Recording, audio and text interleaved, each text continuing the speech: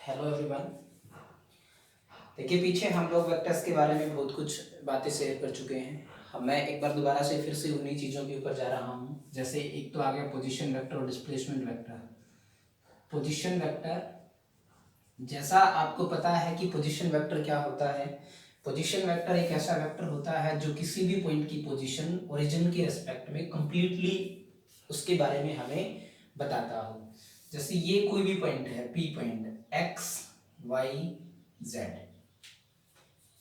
ये कोई भी पॉइंट है, ओरिजिन है आपका ये। तो कह रहा है कि आर जो वेक्टर है, आर पी, ये पोजीशन वेक्टर है। आर पी क्या है? Position vector of point P. तो आप इसको, जो आपको कोऑर्डिनेट्स दिए गए हैं पी पॉइंट के, उसके हिसाब से आप लोग बता सकते हो। ये कहता है कि जो एक्स की डायरेक्शन में जो मैग्नीट्यूड है, मैं थर्ड डायमेंशन भी ले लेते हैं हम इसका, तो कह रहा है कि x की डायरेक्शन में कितना मैग्नीट्यूड है उसका वेक्टर का, x यूनिट्स है। y की डायरेक्शन में उसका मैग्नीट्यूड y यूनिट्स है। और z की डायरेक्शन में इसी वेक्टर का, पोजीशन वेक्टर का मैग्नीट्यूड कितना है, z यूनिट्स है। तो आप कंप्लीटली इसको क्या लिख सकते हो, एक्स आई प्लस वाई जे और प्लस जेड के, जहां ये आई जे के क्या है, यूनिट वेक्टर्स है along X axis, Y axis and Z axis. अब आप ये भी कह सकते हो कि मान लो वेक्टर जो है पार्टिकल है, वो थोड़ी देर के बाद इस पॉइंट के ऊपर आ जाता है, क्यू पॉइंट है, इसके कोऑर्डिनेट x1 y1 z1। तो p पॉइंट के पोजीशन वेक्टर क्या बन जाएगा, ये। दूसरा क्यू पॉइंट है, उसके कोऑर्डिनेट्स x2 y2 z2। तो r जो क्यू वेक्टर बनेगा वो क्या बनेगा, वो बनेगा x2i minus, sorry, plus y2j plus z2k। और ये जो था, ये वेक्टर क्या बताएगा आपको, are P Q is the displacement vector की पार्टिकल डिस्प्लेस कैसे हुआ। इसको कैसे लिख सकते हो, आर क्यू, देखो ये आर पी, ये आर क्यू, और ये क्या है, आर पी क्यू वेक्टर है। तो यदि ट्रायंगल ना आप लोग यहाँ यूज करोगे तो आर पी जो है, देखिए ये एक वेक्टर, दूसरा वेक्टर, ये दोनों सेम ऑर्डर में है, दोनों सेम ऑर्डर में ट्रायंगल की दो साइड्स को रिप्रेजेंट कर रहे हैं। So R P plus R P Q vector is equal to R Q vector. Third जो वेक्टर जो था ट्रायंगल की जो तीसरी साइड है, वो ऑपोजिट ऑर्डर में किधर है, क्लोजिंग साइड होगी। यहां मैं इधर से भी माइनस आर पी वेक्टर और यहां भी माइनस कर देता हूं आर पी वेक्टर। तो यहां क्या बचेगा, R P Q vector is equal to R Q minus R P vector. ये क्या है, डिस्प्लेसमेंट वेक्टर ही बता रहे हैं हम। और यदि सबकी वैल्यूज यदि पुट करी जाए तो आर पी क्यू वेक्टर कितना आ जाएगा, यहां से देखिए आर क्यू क्या था, x2i plus y2j plus z2k, और minus of x1i plus y1j और प्लस z1k। और आर पी क्यू जो वेक्टर आएगा, ये बराबर आएगा x2 minus x1i plus y2 minus y1j और प्लस z2 माइनस z1k। तो ये आपके पास था कि पोजीशन वेक्टर और डिस्प्लेसमेंट वेक्टर्स क्या है। Now we are going to discuss about the multiplication of the vector. देखिए, हमने एडिशन पढ़ा, सब्ट्रैक्शन पढ़ा, और अब हम करने वाले हैं वेक्टर मल्टीप्लिकेशन करने वाले हैं। देखिए, जब दो वेक्टर्स को मल्टीप्लाई किया जाता है तो दोनों के तरीके अलग अलग होते हैं। दो प्रकार से आप लोगों को, दो प्रकार के प्रोडक्ट होते हैं। एक आ गया जैसे डॉट प्रोडक्ट।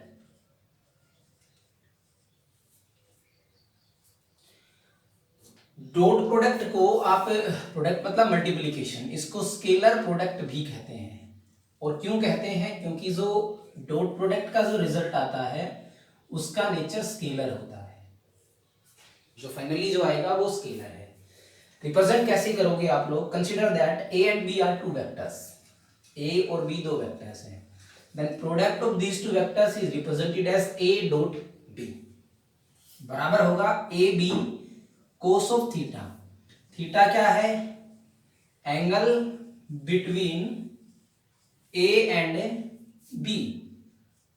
और कैसे बताओगे इनको, ऑपोजिट ऑर्डर में दिखाते हुए फिर बताएंगे। लेट वेक्टर ए जो है वो आपको कार्टेशियन फॉर्म में दिया गया है, x1i y1j plus z1k। B vector भी आपको दिया गया है, x2i प्लस y2j तो और आपको you have to find out A dot B, आपको ए डॉट बी यहां से फाइंड आउट करना। कैसे करेंगे हम इस क्वेश्चन? तो यहां से आप लोग इस क्वेश्चन को करने के लिए दोनों मेथड्स का यूज कर सकते हैं। सबसे पहले तो हम सिंपली जो हमें दिया गया है जिस फॉर्म में उसी का यूज करेंगे। तो x1i plus y1j plus z1k, ये मैंने रखा वेक्टर ए को, डॉट x2i प्लस y2j और प्लस z2k, ये वेक्टर बी को रखा। नाउ a डॉट बी आप यहां देखोगे x1 x2 i dot i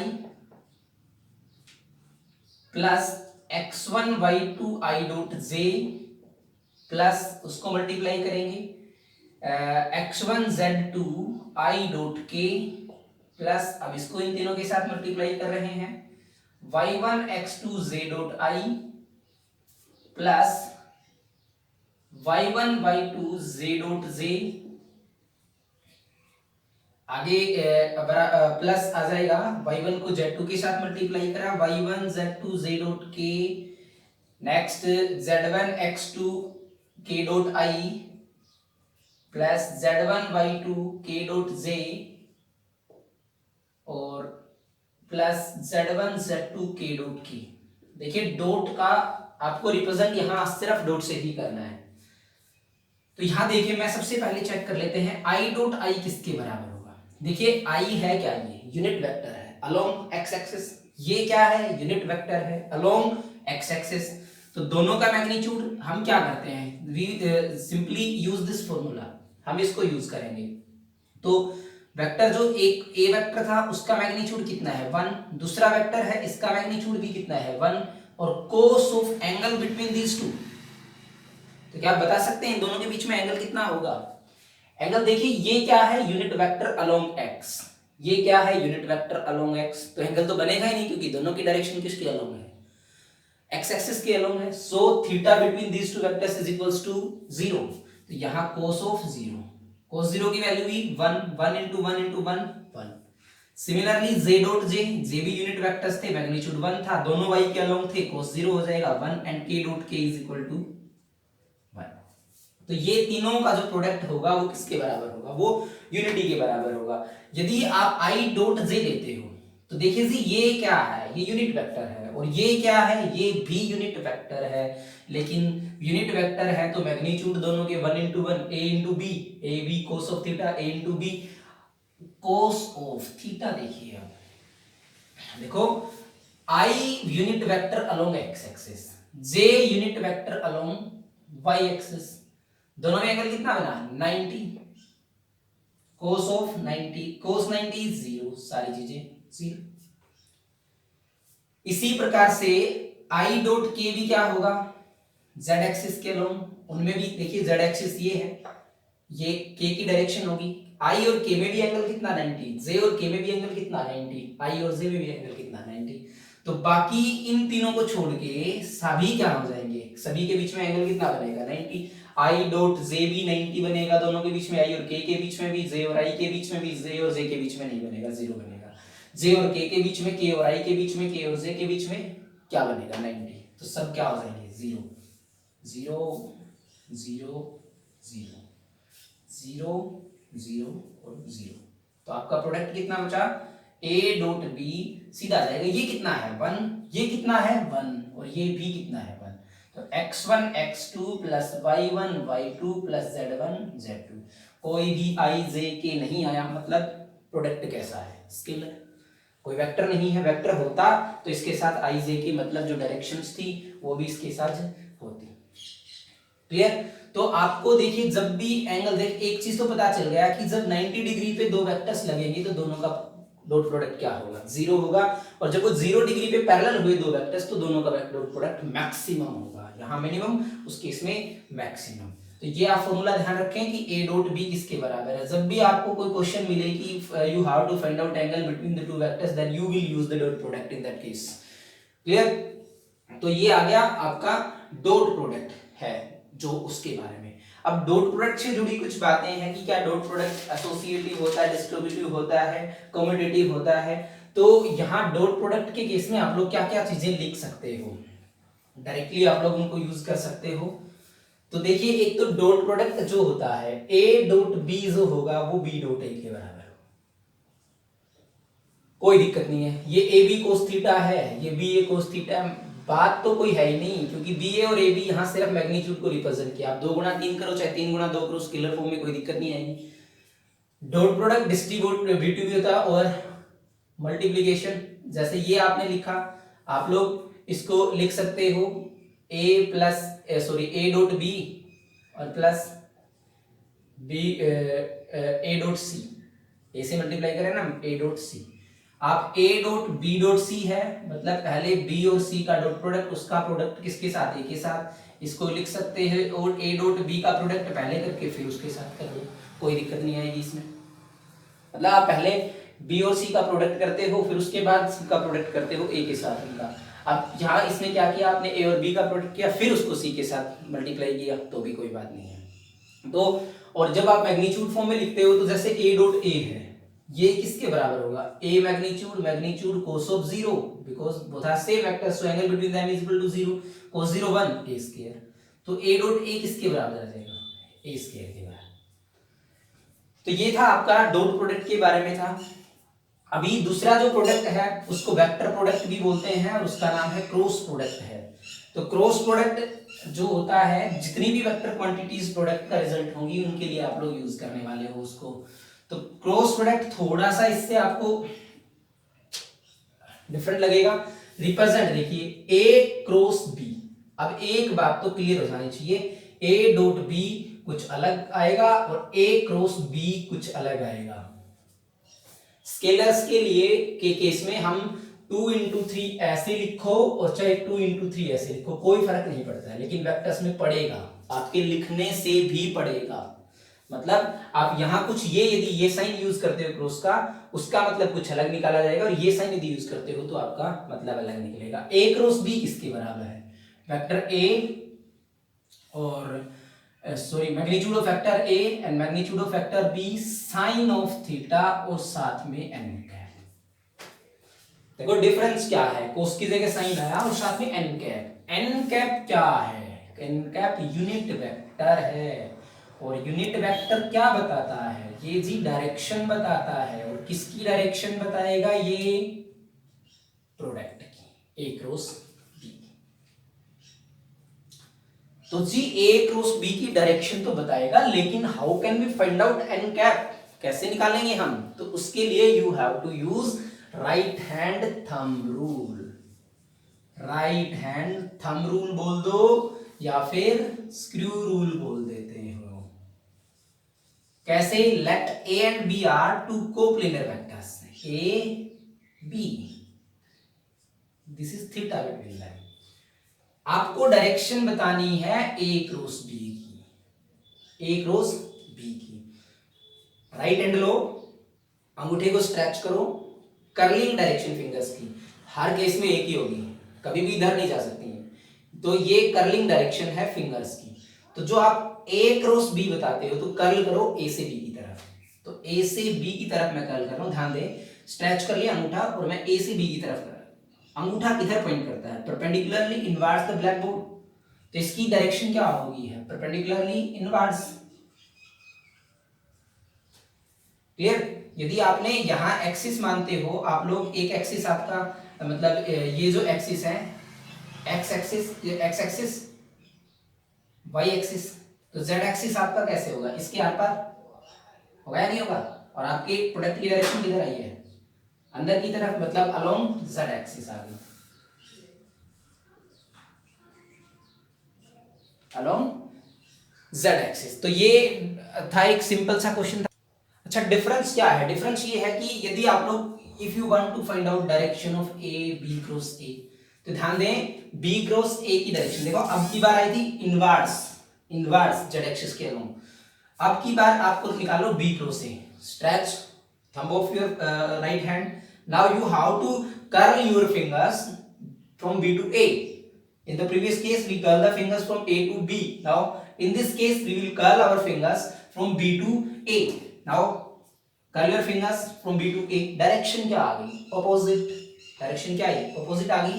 ये परपेंडिकुलरली आउटवर्ड्स आई है, आउटवर्ड्स आई तो अभी जेड एक्सिस के अलोंग ही है, मतलब जेड एक्सिस यही तो था। एक बार अंदर ये जेड एक्सिस है, ये आप लोग मानते हो एक्स वाई जेड, तो ये पूरा ही तो जेड एक्सिस है, एक साइड नेगेटिव एक साइड पॉजिटिव। क्लियर? तो यदि आप कंफ्यूज हो सकते हो तो इसलिए ये कर दिया है। ये भी एक्स एक्सिस है, इधर वाला भी एक्स एक्सिस, ये भी X axis, Y axis negative positive का फर्क है। जेड एक्सिस इनके बीच में से ऐसे निकल जाएगा। ये भी जेड एक्सिस बाहर की तरफ भी, उस साइड भी जो होगा वो भी क्या होगा, जेड एक्सिस होगा। तो ये था सिंपल रूल था जो फाइंड आउट था, राइट हैंड थंब रूल या फिर right hand screw rule. Okay, यदि आपको जैसे कार्टेशियन फॉर्म में दिए गए हैं वेक्टर्स, देन तो आप कैसे करेंगे? देखो, आप डिटर्मिनेंट का मेथड होगा, बहुत अच्छा मेथड होगा वो, उससे आप कंफ्यूज नहीं होंगे। तो यहां क्या करने वाले हैं, let vector a is equal to x1i plus y1j और प्लस z1k, ये एक वेक्टर हमें गिवन है। दूसरा वेक्टर गिवन है x2i plus y2j plus z2k। तो ये दो वेक्टर्स आपको गिवन है, दोनों वेक्टर्स आपको गिवन है। तो आप अब इसको कैसे करेंगे? देखिए, आपको निकालना है a क्रॉस b, तो आप डिटर्मिनेंट फॉर्म लें। ये तरीका है आपके पास, i j और k, इसके जो भी थे कोऑर्डिनेट्स थे वो लिख दिए जाएंगे, x1 y1 z1 a के। यदि a है तो ऊपर a लिख दिया। b के क्या आ गए, x2 y2 z2। अब आप लोग i है ना इनटू, ये जो जिसमें i है वो कैंसिल कर दो और प्रोडक्ट कर दो ये y1 z2 माइनस हमेशा z1 y2। तरीका देख लेना बिल्कुल, इसको तो कॉपी कर सकते हो तुम। माइनस ऑफ जे, ध्यान देना, प्लस आई फिर माइनस जे, माइनस जे। अब की बार आपने इसको हटा दिया और जे जिसके अंदर आता है वो दोनों लाइनें खत्म कर दी। अब क्या बचा, x1 z2 minus z1 x2 फिर प्लस के। ये माइनस मैंने ले लिया ताकि ऑर्डर ना चेंज हो, मल्टीप्लीकेशन हम एक ही ऑर्डर से करते जाएं। के कितना आ गया, अब की बार इनको हटा देंगे, आप लोग किसको कवर करोगे, के को खत्म कर दोगे। के को लिख रहे हैं तो के को खत्म करेंगे तो x1 y2 minus y2 x2 y1, ये आपका आ गया सीधा। आप लोग यदि इस फॉर्म में दिया गया है तो डिटरमिनेंट फॉर्म में नहीं करते हो तो फिर क्या करोगे, फिर आप लोग करोगे a क्रॉस b, दोनों को पुट करोगे, x1i plus y1j plus z1k cross x2i dot नहीं क्रॉस y2j प्लस z2k। फिर से आप लोग लिखने वाले हो अगले स्टेप में, आप लिखोगे x1 y2i क्रॉस i, मतलब जो हमने आगे करा था उसी प्रकार से। तो इसमें क्या करना होगा आपको, अब आपको चेक करना होगा i क्रॉस i किसके बराबर होगा। i unit vector magnitude 1, i unit vector magnitude 1, cross है साइन आएगा। पहले बात कर चुके हम, दोनों की डायरेक्शन है एंगल 0, क्या आया 0 आ गया। तो आपका जो यहां टर्म बचेंगी i क्रॉस i जो है वो 0 हो जाएगा। दूसरी जो टर्म आपकी आएगी y1 इंटू x2, या फिर आप x1 से मल्टीप्लाई करते हो तो आपका आएगा x1 into y2 i cross j, ये 0 नहीं होगा, नॉट इक्वल्स टू 0। तो इसके लिए आप लोग क्या करोगे, देखिए i j और k लिख लिया आपने, तो आप क्लॉकवाइज मूव करो प्लस साइन के साथ। मतलब आपको क्या करना है, i क्रॉस j करा आपने, आप क्या करने वाले हो, i क्रॉस j, बच गया कौन सा k, तो i क्रॉस j किसके बराबर होगा, k के बराबर। ओके, यदि तुम j क्रॉस k करते हो तो j क्रॉस k किसके, बच गया कौन सा i, समझ गए। तो ये आप लोग बता सकते हो कि यदि आप लोग इन यूनिट वेक्टर्स का जो था मल्टीप्लिकेशन करोगे, यदि आप अपोजिट ऑर्डर में जाते तो क्या होगा, j cross i minus of k, क्योंकि हम नोट करा था हमने कि ए क्रॉस बी की डायरेक्शन थी वो डाउनवर्ड्स थी, इनवर्ड्स थी, और बी क्रॉस ए की डायरेक्शन थी वो किधर थी, अपवर्ड्स थी। मतलब मैग्नीट्यूड तो बी क्रॉस ए का बराबर है, लेकिन डायरेक्शन क्या हो गई थी, अपोजिट हो गई थी। तो आप ये लिख सकते हो, ये भी नहीं होता है, A cross B is not equals to B cross A. तो आपको ऑर्डर जरूर ध्यान रखना है। क्लियर? मतलब आई इन क्रॉस जे आपने क्या लिखा, के, यदि जे क्रॉस आई लिखोगे तो माइनस के होगा फिर। ठीक है, तो कॉम्पिटिटिव नहीं होता, यहां से क्लियर हो गया, माइनस के नेगेटिव के बराबर होता है। बाकी डिस्ट्रीब्यूटिव जरूर होता है ये ओवर एडिशन। यदि मानते हो b प्लस सी वेक्टर है तो आप लोग लिख सकते हो a cross b plus a cross C, यहाँ कोई दिक्कत। तो इधर वेक्टर प्रोडक्ट के बारे में, हालांकि हम आगे इसके ऊपर जो क्वेश्चंस होंगे वो भी हम निकाल के लाएंगे, अच्छे क्वेश्चंस तो मिलेंगे। पहले इजी करेंगे, उसके बाद कुछ अच्छे क्वेश्चंस के ऊपर, वेक्टर्स के ऊपर निकाल के लाने वाले हैं। तो ये अभी तक था क्रॉस प्रोडक्ट और डॉट प्रोडक्ट के बारे में। मुझे लगता है कहीं ना कहीं आपको इसमें समस्या आएगी, तो इसलिए इसको जरूर प्रैक्टिस करें, और जो भी प्रॉब्लम होती है तो आप लोग उसको पूछ सकते हो। Thank you.